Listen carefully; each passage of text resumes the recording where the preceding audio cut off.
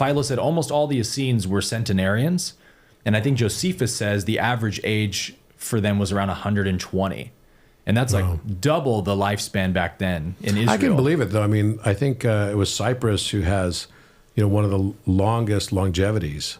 So in the Mediterranean, especially if you're living on a diet of olives, olive oil, and figs and all this, they tend to live pretty long lives. And strict vegetarians. Yeah. So they were trying to back engineer the divine perfection that man lost through our sin and division from God's laws. And so Jesus, I think, they believed that eventually there would start being born among them these kind of like crystallized children who would be born kind of in that state of perfection with the knowledge we lost in their memory, right? Like less of that veil would be, they'd permeate through the veil from birth, remembering past lives and remembering sacred knowledge.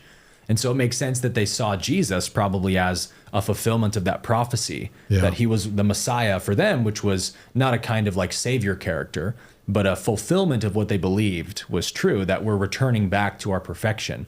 So I think that they probably were like, we need to steward this kid's life really well and send him around to the Buddhists, to the Chaldeans, the Zoroastrians, and the Hindus, and like get him. Yeah, he visited Jainism. I mean, basically, he was. There's records of him in all of these places across India, and then also, like you said, for several years in Tibet. Yeah, so the pieces of the puzzle come together, in those missing years. What was Jesus up to for those 18 years? The Notovich book, which is really not that long. It's maybe like 30 or 40 pages. But it just answers a lot of those questions in an amazing way. Yeah, and there's a thing on YouTube you can watch too as well.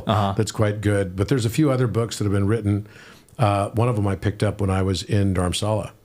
And it was, the life of Jesus in India. It was just what it was called.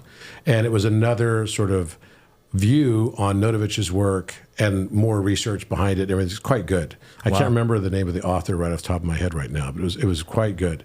But what's interesting is if we kind of look at what's happening in the world today, right? All of these topics are kind of still around, right? As like major topics. I do a lot of work in Egypt, and one of the things I've been studying a lot of as well is the time of the Holy Family, Jesus, Mary, and Joseph, when they fled to Egypt. They went to Egypt. And they actually went to this place called Ma'adi, which means calendar.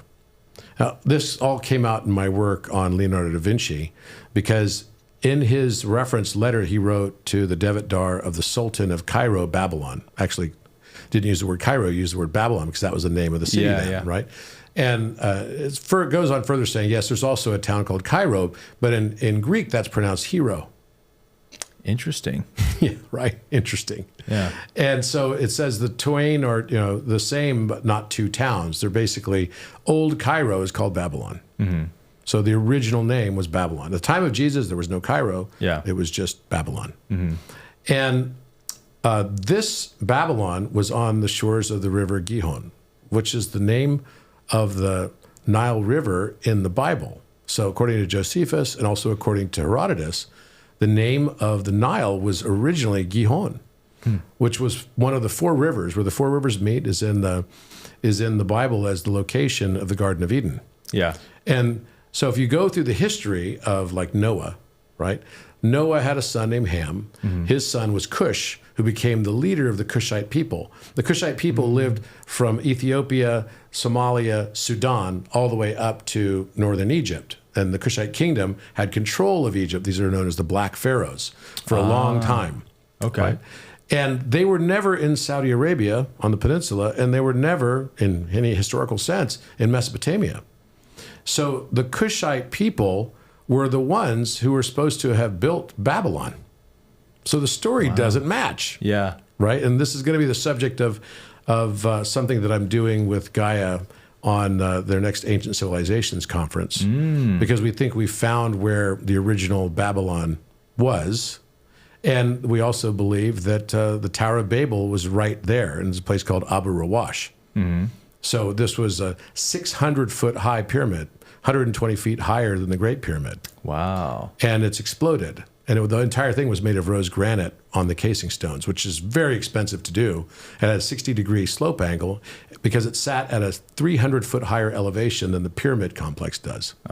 So this would be the perfect place to build the highest tower in the world. Yeah, yeah. And there were 2 pyramids there. But interestingly, they also match the pineal and pituitary glands. So the 3 pyramids on Giza Plateau represent the throat chakra, and it's 3 layers. Are those the actual chakra points on the earth?